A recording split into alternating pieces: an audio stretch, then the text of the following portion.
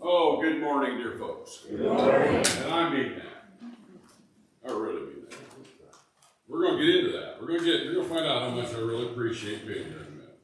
First off, I'm going to sing a song. You've probably heard it from me before. But I had to do it my message today, so I thought it'd be appropriate that we do it again. I think we've done it. Not. It'll be a surprise to me.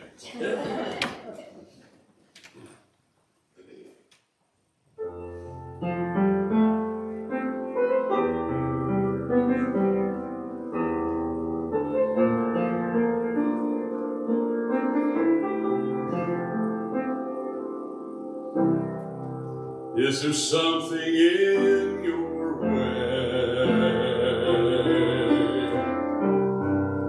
A battle you can't win? Do you struggle day to day with thoughts of giving in? There's no reason for despair. He has walked this way before. With compassion flowing free, He's there for you and me. That's what grace is for. When all hope fades away and prayers are only words, just reach out in faith and know He's already heard.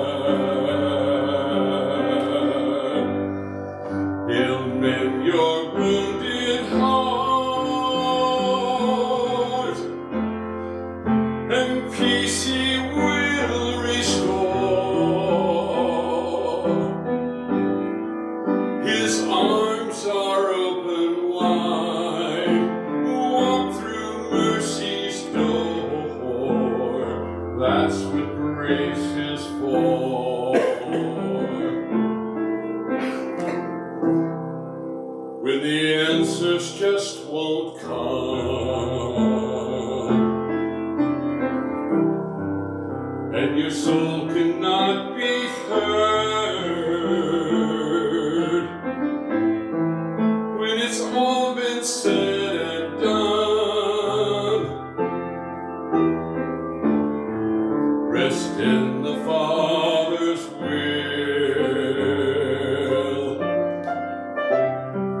There's a multitude of sin covered by the blood that poured, blood that cleanses every stain, so that none remain. That's what grace is for. When all hope fades away and prayers are only words, just reach out in faith and know He's already heard.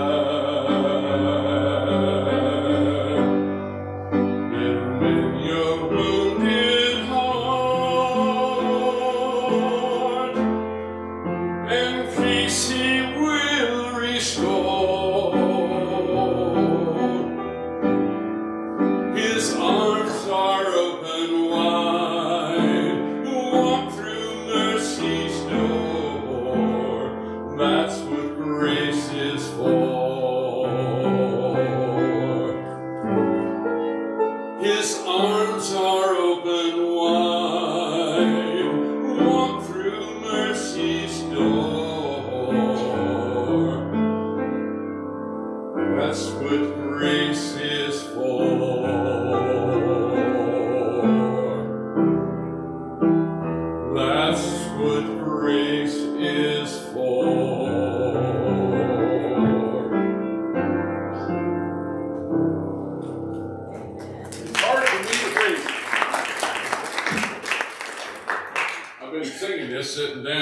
first time I did it standing up, and this darn thing sitting right in my lungs, and I can hardly breathe.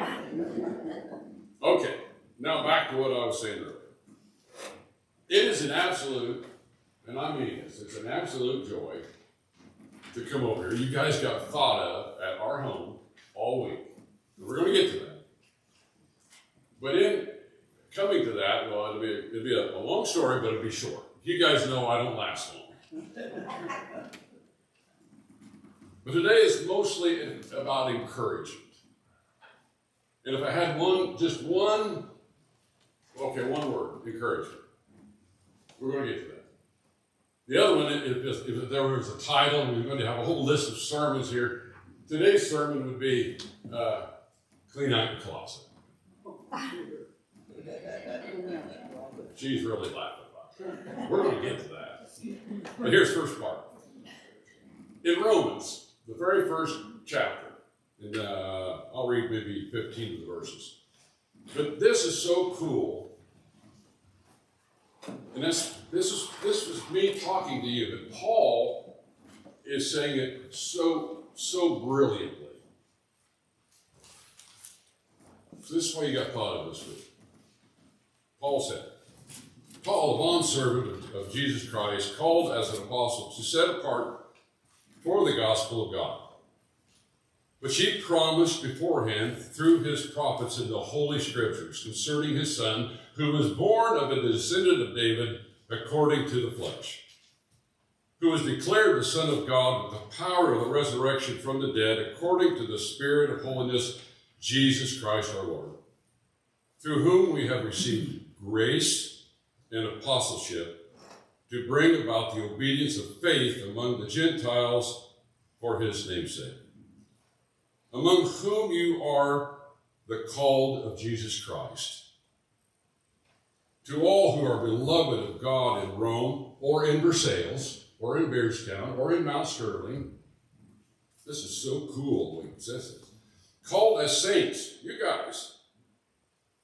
And he says, grace to you, Church of Versailles, and in peace from God our Father and the Lord Jesus Christ. First, I thank my God through Jesus Christ for all of you, because your faith has been proclaimed throughout the world, and I don't care if that just means Brown County.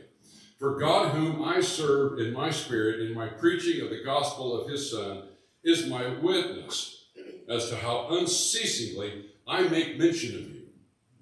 Trish and I made mention numerous times, always in my prayers, making request that perhaps now at last, by the will of God, I may succeed in coming to you. So why did Trish come to you today? But I'm not Paul. But I'm still here. We're still here. For as long as to see you, in order that I may impart, okay, listen, really important, that I may impart some spiritual gift to you that you may be established. That's not the important part. Here's the next one. This is where you're helping Trish and Wyatt. That is, that I may be encouraged together with you.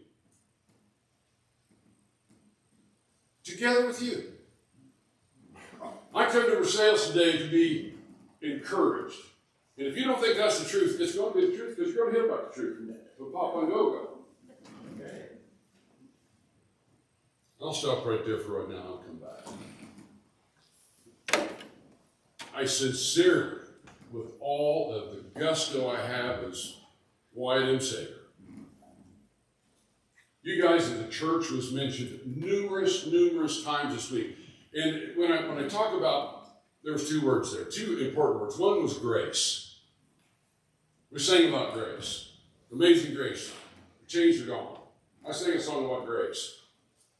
The other word was to encourage each other. And I think that is absolutely monumental in everything that we do in our Christian faith that we choose as Christian people. Those in Jesus Christ. And every one of us are in that today. That we become encouragers for one another. I don't care if it's the eldership to this young man or him to anybody else. So, okay, now we're going to get into the closet thing. My wife and I, this week, it was a journey. is one of the greatest weeks of our entire marriage. We were laughing about it. I'm serious. We have a storage room in our basement. This is really big. Not that the room's big, but it's a fairly sized. And I'm going to get to the really important points. I promise I'll get to it. But you've got to get through the closet first. It's a storeroom, but in this storeroom, it's neat. My wife has got Christmas, Thanksgiving, fall, Easter, Valentine's Day, summer stuff over here. Okay, and that's not the point. It's all neat. It's there. She does a tremendous job. It's all neat. It's beautiful. It's big, but it's neat. Talked to Ernie. We talked about cleaning closets this week. We laughed a little bit about here's Ernie's little piece and here's Sharon's piece. But in this room, and again, that's not the point. You walk in the door, and I want you to get a visual because there's 4 shelves that goes all the way around this 12-foot room. Here's Trish's side over here. My little side's got a few paint things on it, my hunting equipment. That's not the point either. I'm not trying to make fun of anything you've done. You go over in the corner, and then, oh my gosh. I've mentioned so many times accumulation of grief. Well, in these boxes, and I don't want to ball today, I just want to go through it, but it was tough for our family this week. Shoot. So I thought about Versailles Christian Church. First place I spoke to after Justin died. First place I sang after Justin died, because I couldn't muster. But anyway, none of my grief right now is what's important. That is not what's important. My encouragement. In here, there's Mom died 2 years ago. We've got eight boxes of letters, photographs, memorabilia. And then in Mom's memorabilia comes Brother Mark, who died 5 years ago. And here's all of his stuff in a box that come from Mom. And then here on this shelf is 2 shelves of Justin's stuff. And I promise this is not about me. So in this time frame of 6 or 8 hours, 6 or 8 hours, I look at things in 3 steps. There was, first off, we had to put it all there. We had to take it from somebody, and we stored it. We're at number 2 spot, and we're going to have prayer that you give us prayer, so we're going to get through number 3. And that's to cleaning it up. But right now we sifted through photograph after photograph of people we didn't know that Mom had collected. Oh, you didn't want to throw it away. We opened up letters, and this is what's important. My mother was a tremendous letter writer. And then some of the cousins whom she had written to had sent brought her mail back at the funeral. So we had all these boxes. We didn't want to throw it away. But the blessing was this. We talked about Romans the last time I was here. Just by chance, Versailles got brought up. Him and me and Pastor, we had a few scriptures I had a little trouble with about Pharaoh, God hardening Pharaoh's heart. Lo and behold, I pull out a letter, and what does it say? It is my mom's sister, writing to Mom about questioning how could God be that hard. So Mom's writing back in her explanation of how she felt it was, and here's these two women who took the time to write one another for God because they cared. And sometimes it got a little dark because they were from the old order church and everything was so harsh, but it never ended without encouragement, did it? Nothing ended without encouraging one another in every letter. Hundreds and hundreds and hundreds of letters of encouraging someone to succeed in God. What a blessing. What a curse. We sit there for hours going through this box, and then we get to Justin's stuff. And we made a proclamation that nothing that he owned that was of value, we wanted somebody to use it. And we wanted that to leave the house, not because we wanted it out of the house, but because we wanted somebody to use it for the right reason. So all these accumulations of things, and marks, as we start making piles of who we send this photograph to, and this photograph to, and this photograph to, and this letter, and these accolades of gloriousness. My mom was a tremendous poet. None of that's the point. My point is that I know every single person here, and I bet there's people, I bet I can walk into your closet and there's not much hanging around. I don't know, maybe not. But my closet's here. Right here. The accumulation that, and I told my dear wife yesterday, we had a tremendous, we drove to Bloomington yesterday. The entire time we talked about what we were doing, cleaning up the basement. And you guys know as well as I do, I'm not talking about the basement. I'm talking about the things that we've lived through life with that we've collected here. I'm on stage 2. I've sifted through it. Pray for stage 3. It's not easy, folks. And I know that I don't know all of you well enough to know what garbage you are packing. But I know that for me, I have not let go, or have I accepted the grace that God freely gives to each one of us. We carry things. Clean out your closet. And so, see, I'm not speaking to you, I'm speaking to me publicly. I need to clean my closet.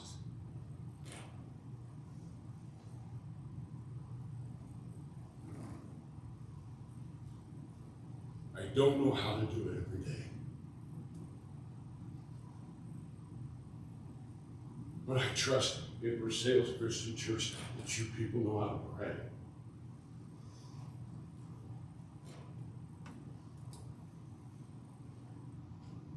My encouragement to you is that I stand before you as one of Christ who loves this little church. I come in here and I see the people we see every time we come. You are a blessing. And if whatever you do, if this church doesn't grow 5 people in 5 years, so what? You're here to take care of each other through encouragement of Christ. As Paul was so proud of that church in Rome because they stood as a beacon to the entire world, the world that they knew. How much more grace can you give? My wife, riding over to Bloomington yesterday, we talked about mercy. We talked about an inability, and I said it to her. I said, you want to think that you're so tough. But reality is, some of us, some are, some aren't. I'm not. I've cared so deeply for people. And throughout my funeral directory career, the coroner's career, thousands of people that I've touched that have died. I don't accept God's grace very well in helping wash it all away. That's what this is all about every Sunday morning. But I'm not perfect. So I'm not here to have you clean your closet up. I sure hope that if you've got something you need to share, you get rid of, you send it to him. But you also become an encourager to your brethren. To him to you. I fell in love with my wife deeper this week than I probably have in all the decades we've been married. As we share and heal, and a deep respect for you. And some after morning, your ears all ought to have been ringing. Be thankful to God for Versailles Christian Church. Be thankful for each other. We're thankful for this church. One comment, then I'll quit. We were riding over yesterday, and Patricia, we were talking about grace. We was talking about mercy. And she had remembered a neat definition. And I think grace from our God is getting what we deserve. God has promised in that every time we renew our vows to our God at this table, we are given grace. It's because God has offered that to us in such a tremendous way. Mercy. That's a little different.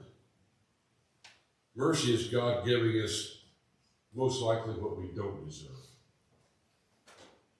But he freely gives mercy. So once again, my encouragement is you give grace to each other. And even above grace, give each other mercy. You give each other the things that we may not deserve, even from our spouse. By the times that I apologize or she apologized to me, it falls upon the other one when you ask for forgiveness. But through that, Christ gives us grace. And even in that, he gives us mercy. Bless you all. I'm praying. Father, I thank you for this church, and I thank you for your written word. I even thank you for the tribulations that befront our lives. I thank you for the heart and soul of this congregation,